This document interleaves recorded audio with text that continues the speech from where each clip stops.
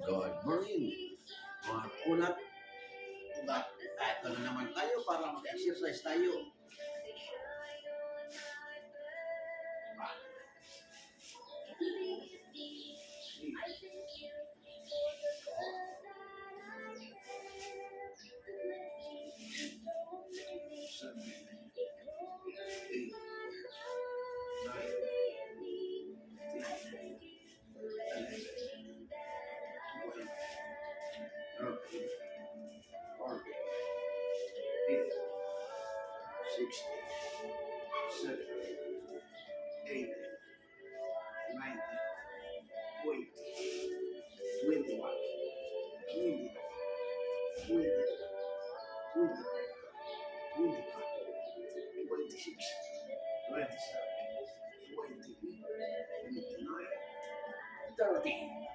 Okay. Nakunat muna natin, umangat natin sa ating 1,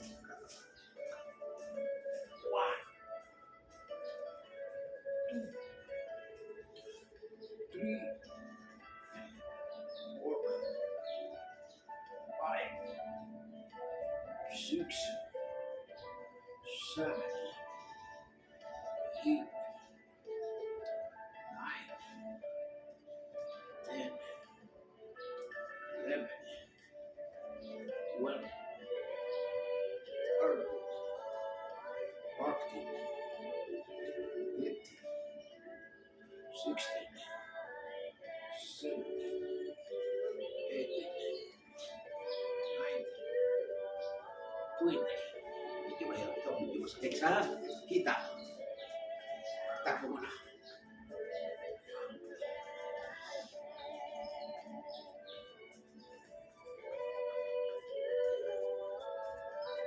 Kailangan lang maigalaw-galaw mo lagi ang katawan sa araw-araw. Kung kayo ay nag-i-exercise at medyo tinatamad kayo,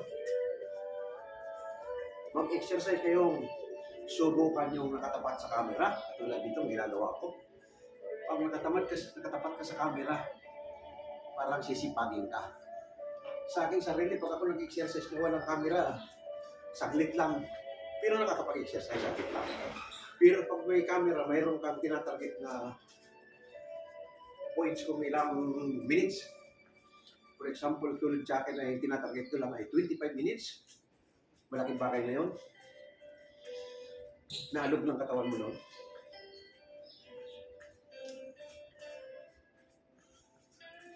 Itong takbo na ito na hindi ako umaalis, malaking bagay na yan.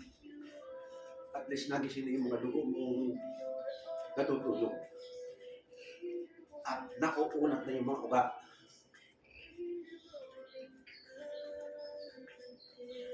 Kumbaga sa naaalog na yung katawan mo.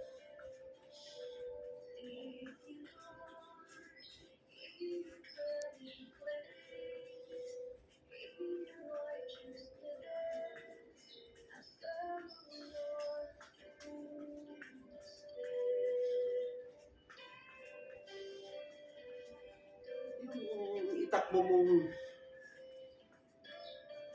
sabihin mo na 10 minutes, 10 minutes ya, 10 minutes, takbo mo. Medyo malayo-layo na marating mo kung talagang tatakbo ka. Pero itong takbo kung dito lang ako sa kinalalagyan ko, hindi ako lumalayo. Kaya nga, hindi ko kasi kayang abutin yung treadmill. Gusto ko talagang lagyan ako rito ng treadmill para hindi lang ako. Marami rito mga senior na talagang gagamit din sa pag nabili ko for business.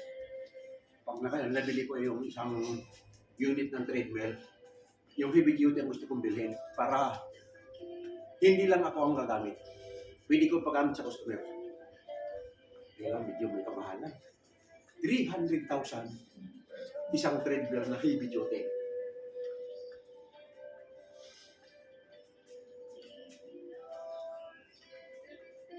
Ayan nyo pala yung ano pala yun, yung 300,000 yung massage chair pala yun, upuan pala massage chair, 300,000. Yung treadmill pala ay 180, ata yung 190. Medyo mura-mura pala yung treadmill, yung heavy duty. Ay, sa yung dalawang unit na yan ang gusto kong bilhin.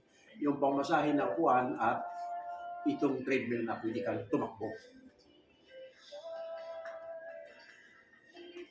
Ang medyo nakalog-log. Kaya pag-iipunan ko yan, bibilhin ko yan. Oh, wait na. Ito kasi, napansin ko nung yung nakaraan na linggo, nung pumunta ko ng Batangas, binuhat ko yung ako ko ng kapatangilid ako ng ganyan, lumagatik dito. Kaya ngayon mayroon pa.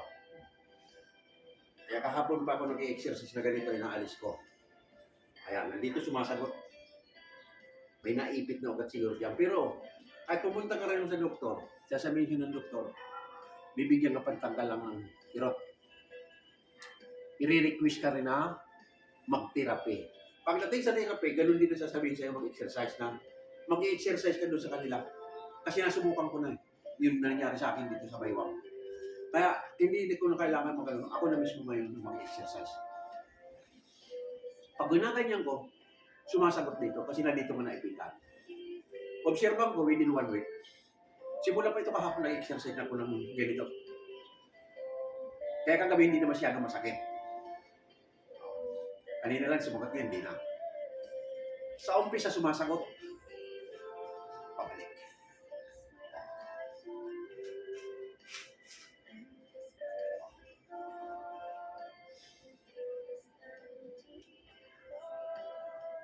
Oh, nauuna kasi yung no. Oh, dito sa puno.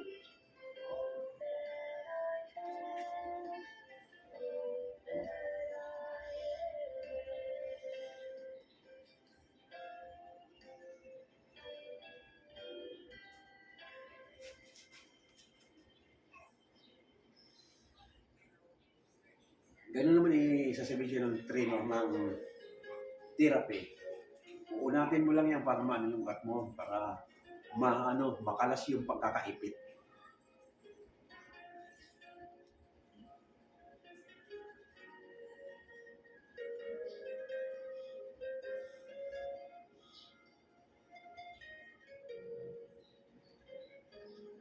Ito lang naman siya, normal.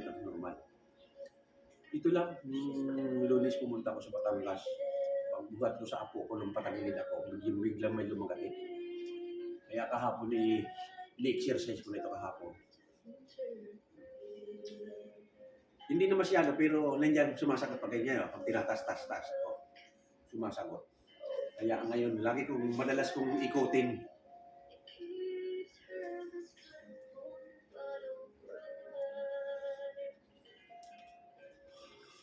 Takbo ulit.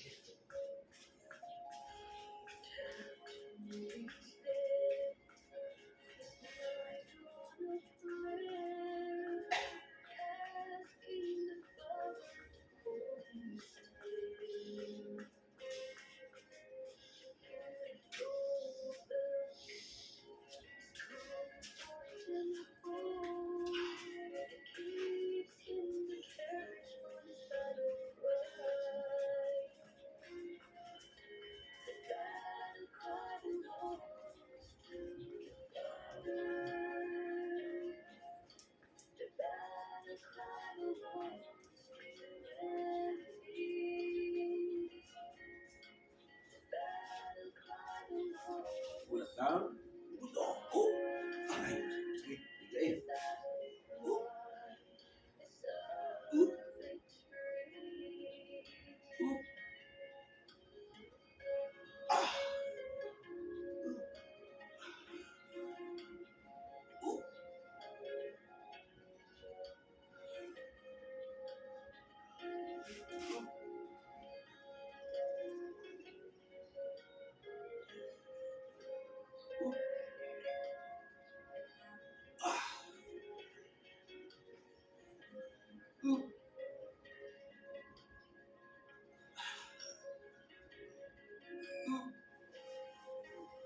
Masakit sa balakang pag pinilit mo.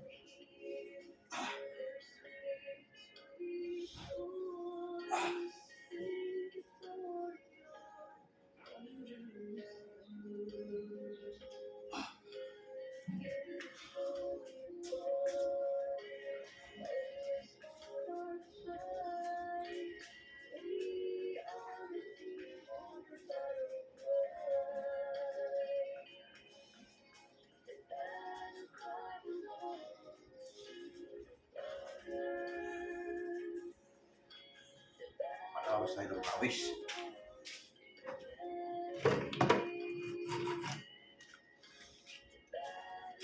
Tapos sa pamagitan ng tiyako, lalabas ang pawis ko dito.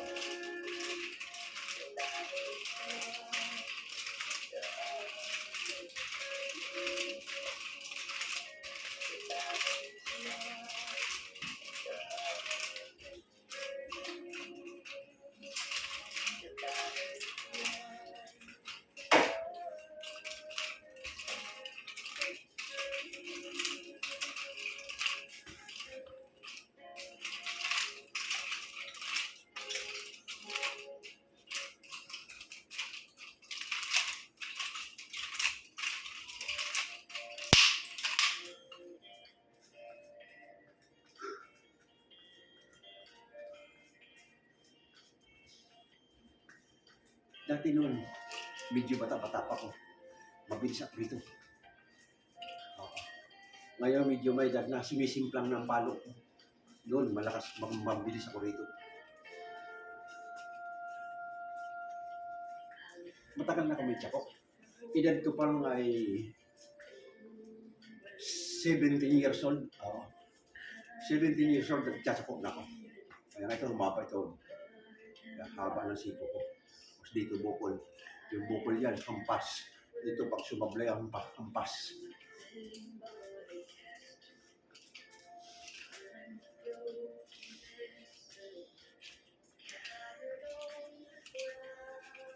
Sa akin lang naman, hindi naman ito gamit pang para reserve sa anumang kaaway. Akin madalas ko talaga ginagamit sa exercise. Kasi pag nag-exhibition ka nito, ano ang katawan mo? Magaling magpapawis dito sa tsako.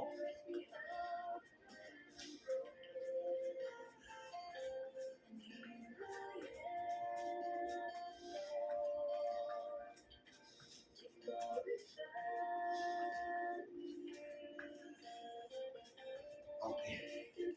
Ulat muna ng ugat sa hita. Yak! Yak!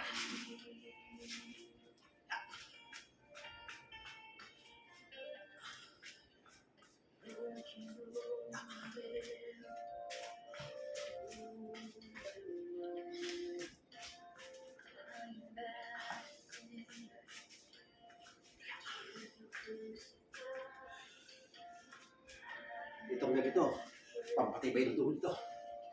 Exercise na ganito. Squat, hindi ka naman nakaupo, hindi ka naman nakatayo na mabilis.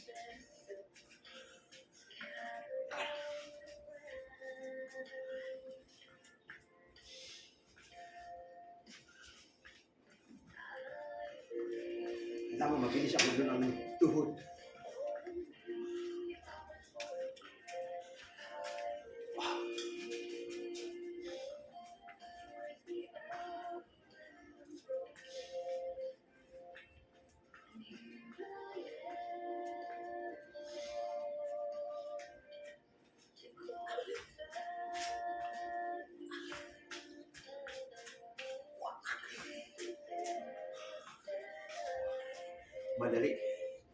Madali mapagod.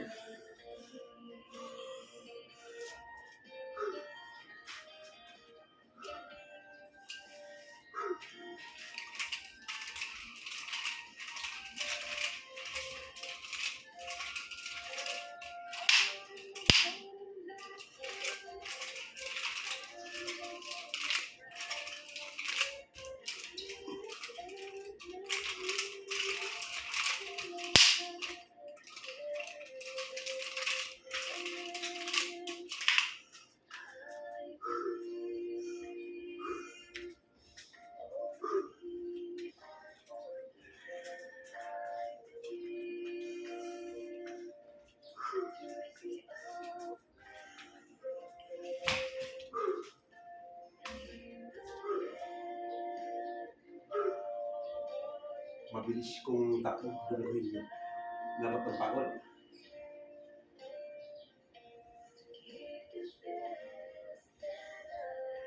Ito lagi ko na ganito kasi yung aking bone scan, nakita ng aking doktor magkataroon ako ng rayuma. Nakikita na pala rayuma doon sa bone scan. Kaya ipagpatuloy mong exercise mo, sabi niya sa akin. Kaya lalo kong sisipagin ngayon mag-exercise, ayaw kung mayroon akong rayuma. Yung uupo ka o kaya matutulog ka, iinda-indahin mo yung rayuma. Ayaw ko ng ganun. Kaya mas lalong sisipagan ko yung pag-exercise. Kasi pag nag-exercise pala, sabi ng doktor, yung mga ugat mo dyan na nagbabara at bubungkol at yun ang kikirot dahil yung dugo na stuck up. Yung pala ang purpose doon. Dapat ang ugat mo hindi mag-stuck up. Tuloy-tuloy ang dali ng dugo para hindi ka magkaroon ng pain sa dito sa buko-buko o dito sa tuhod.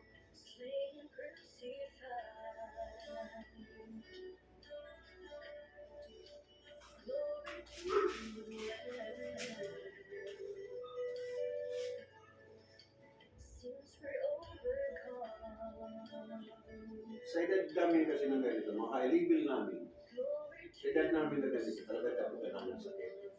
Pero hindi naman sa pagbubuhat ng bangko, marami akong mga kaagaran na matatanda na sa akin. Minsan kabata pa, mas matanda ako sa kanila, pero mas matanda ako sa kanila, pero sa personal, sila ang mas matanda sa akin. Hindi naman sa pagbubuhat ng bangko. Kasi yung iba sagad sa trabaho, sagad sa alak, o may bisyo. Nang biro nakakapagpatanda ang bisyo, lalo ng bawal na gamot. Iyan ang pinagmamalaki ko sa aking sarili. Simula nang isilang ako, hindi ko tinikman ang droga. Nung makulong ako sa Paranaque tungkol sa aking club, lahat ng kasama ko sa silda, gumagamit sila. Gusto nila akong pagamitin. Sabi, I'm very sorry, ayaw ko talagang tikman yan. Ang ginagawa nila, hingi sila sa akin ng pera, pangbili ng bisyo. Okay, bibigyan ko ng pera. Huwag lang nila akong pagamitin. Kaya yung kumpare ko nung araw, hanggang sa naghiwalay kami sa bahay, sabi ko, di bali magsaulian na tayo ng kandila, huwag mo lang akong yayain sa bisyo na yan. Kaya gano'n na nga. Wala na siya. Hindi ko nababanggitin ang pangalan. Wala na siya ngayon. At nasa hibi na. Yan din lang pinagmamalaki ko sa aking sarili. Hindi ko sinubukan na katulad ng mga katuwiran ng iba. To experience, sabi niya, sinusubukan nila. Yan ang paniniwala nila. Pero sa aking sarili, ayaw kong tikman yung hindi karapat-dapat.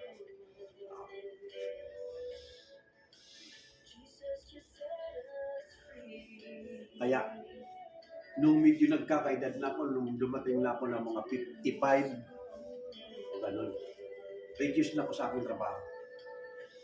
Lalo-lalo na dito sa bahay. Kung gusto ko man magpatrabaho, ako na lang, ginagastusan ko na lang. Ayaw ko nang kasi, kung magkasano, may edad na tayo, mahirap lang, kasi minsan dito yung huli noon na kinaya ko lahat. Akong nagpintura, pintura gano'n. Natapat yung dahil magre-reunion kami. Reunion namin, hindi ako nakasali kasi sa kasiyahan nila, sa katuwaan nila.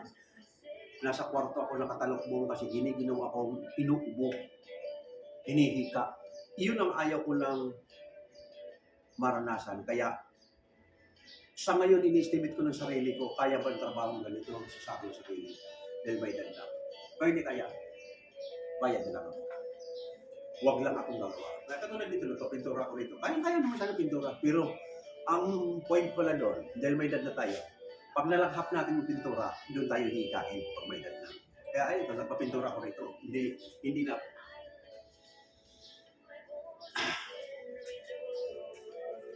Uli! Pinapawisan ako. Ano ko pawis? Yan lang naman, umaga lang naman ang piling ko, pawisan lang ako. Kasi maghapon ako dito, magti-TikTok. Sana rin yung TikTok, iniiwasan ko na yung TikTok na masuspindi. Kung maaari, huwag na akong masuspindi. Gusto kong i-improve ang aking TikTok. Maraming nagti-TikTok na malaking kinikita, kaya gusto ko rin gayahin sila para kumita ako.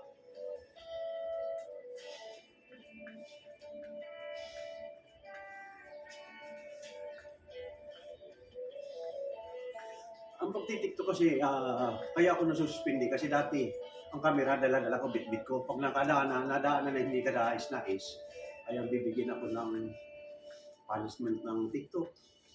Kaya ngayon, nagawa ko ng parang studio ko rito, ipipix kong camera.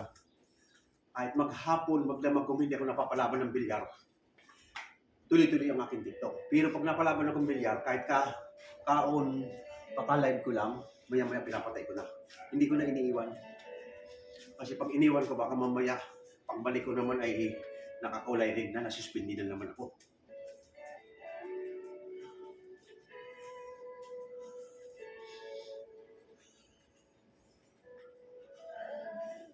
Siguro ko mga 7 minutes na lang, tapos na ako. Ilang minutes ba ito? 21 minutes na. 5 minutes na lang. 25 minutes na ako, tama na.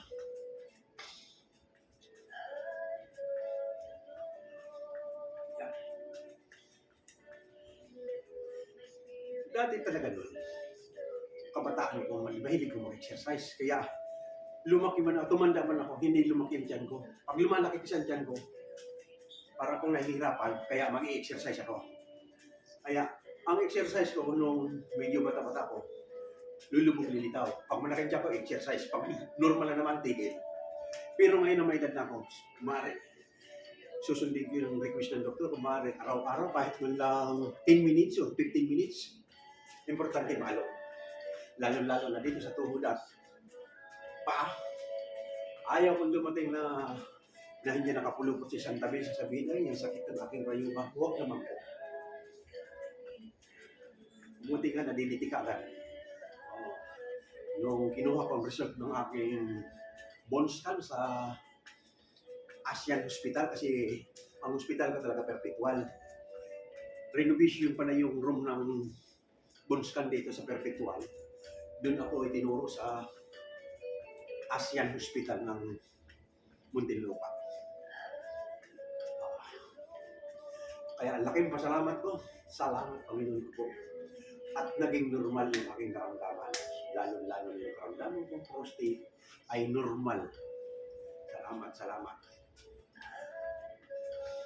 Pero kahit normal, hindi pa rin ako binitawan ng doktor ko na ibigay pa rin yung aking maintenance. Okay lang. No problem para sa akin, gumastos ako basta normal ako. Mahirap naman na gagastos tayo, akyat na. Kaya kahit na normal ako, pilit ko pa rin binibili ang gamot para hindi maging akyat.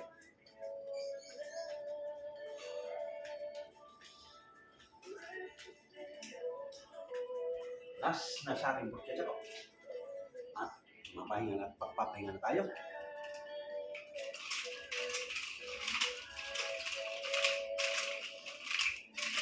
Pero sa aman ng Diyos, hindi pa rin magutang nung araw talaga bihasa ako sa tiyatsa ko. Buntik na ito magamit ko sa Saudi nung araw nung ako'y napalaban. Napalaban ako ng suntukan sa Saudi doon. Katatapos ko lang mag-ensayo ng tiyak ko. Yung aking tiyak ko, iniwan ko doon sa kusina ko. Iniwan ko sa kusina. Paglabas ko, may nakabang na pala sa akin. Isang grupo. Isang grupo na yun eh. Bumabal sa akin. Kasi umaga pa lang, mapang ko ito. Umaga pa lang, napalaban na kami, magkapatid. Ay hindi naman sa pagbubuhat ng bangko, yung nabanatan ko talagang tihaya. Nasaktan yun, kaya kumuha siya ng kagrupo niya, inabangan ako ba ng alas 4. 8 tao sila, may mga dalang pamalo. Kaya nga nabali ito. Bali itong tuhod ko. 12 tornilyo yan, nabali yan. Papatay na ko, pangpalo sa akin na ganyan. Nakita ko, tinas ko ganyan, tinakip ko yung tuhod ko, ay yung pa ko. Kaya sa pa tumama. Uuluhin ako eh.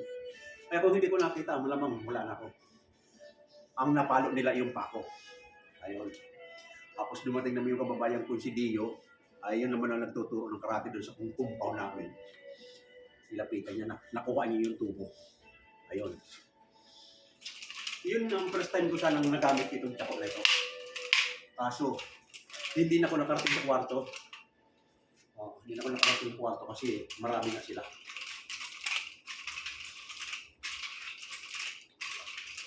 Kaya simulat sa pulmatuto ko nito, hindi pa napapalaman ang kumita ko. Ay, hindi rin kasi naman talaga basta-basta sa kalakasan ko. Kahit hindi ako hindi naman tapin natin na duag, hindi naman tayo palaway, pero ready ako sa self-defense. Marunong naman ako kaunting self-defense. Kasi ilang beses din ako napatulog nun sa school. Talagang pag ako bumanat, yung sa school naman nun, napagbintangan lang ako ng dura pagbilan sa bintana. Pagbaba nakabang sa akin, naka-ready naman ako dahil tinurok-turok na ako sa taas. Naka-ready ako nung maglapit sa akin, susuntukin ko, inunahan ko, tihayak din. Malakas ang ko nung araw, bata-bata pa ako. May asawa na ako nun, 2 na ako. Araw-araw nun, hinahatid ako sa school ng kaibigan ko si Danny. Oo nga, bayan mo sa kapitbahay namin. Nag-aral ako sa Paco Villarman. Hindi ako makapasok ng sulo kasi may napaaway na ako. Hinahatid nila ako sa school. High school ako nun. 5th year. Ang year ko nun ay 4th year na ako nun. So, para makagraduate ko 1 year pa. Kasi panggabi nga, 5th year. Doon ako napaaway. Pero hindi ko kasalanan. Napagbintangan lang ako. Dahil ang bintana namin hanggang 3rd floor. Pagdura, diretso sa baba. May naduraan.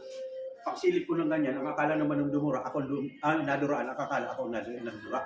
Tinurok-turok niya ako. Ngayon, para malinis kong pangalan ko, bumaba ako, pagpapaliwanag sa kanya, naka-ready na siya. Inaambahan na ako. Nung inaambahan ko, nilalang ko, sinuntok ko rin siya. Doon kami. Mga 4 days bago kami narin doon.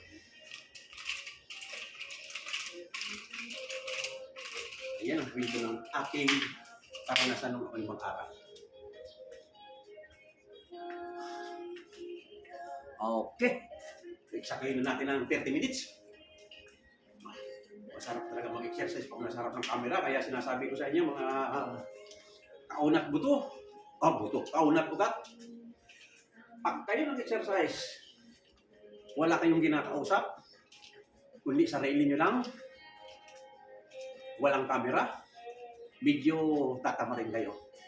Ngayon naranasan kong na i-vlog mo kahit hindi mo i-post, iharap mo sa camera, sisipakin ka mag-exercise na nakatapat sa camera. Yan pala ang kilid. Yan pala ang sekreto ng pag-i-exercise.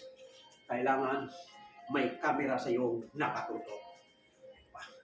Bukas na ito, pampaulat ng ugat sa tuhod. Dito, madali kang hingalin dito. Up, down, up, down, up, down. Sumasagot dito sa tuhod. Up and down. Sumasagot dito.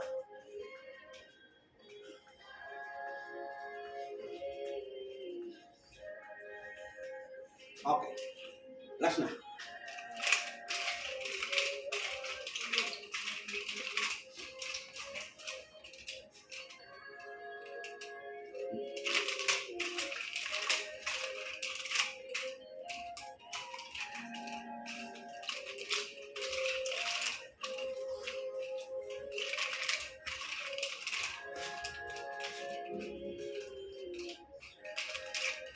Kasi yung hataw mo ng ganito, hataw mo ng harap, hataw mo ng ganyan, diretso rito, dito sa likod.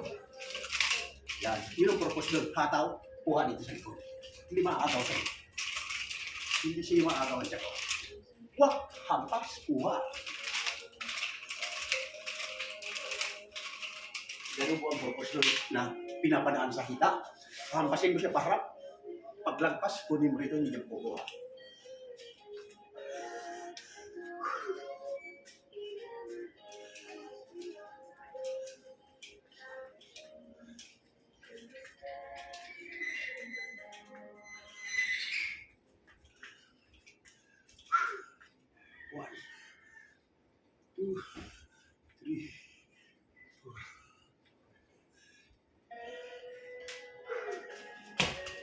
One more.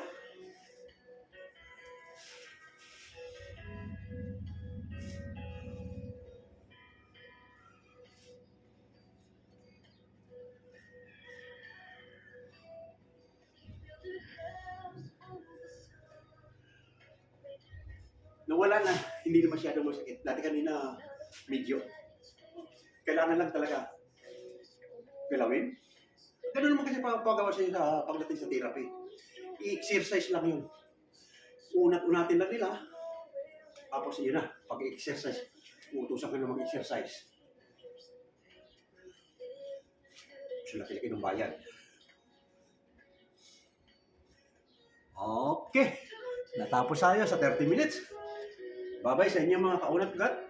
Tapos na naman tayo sa isang araw natin pag-exercise. Bye-bye.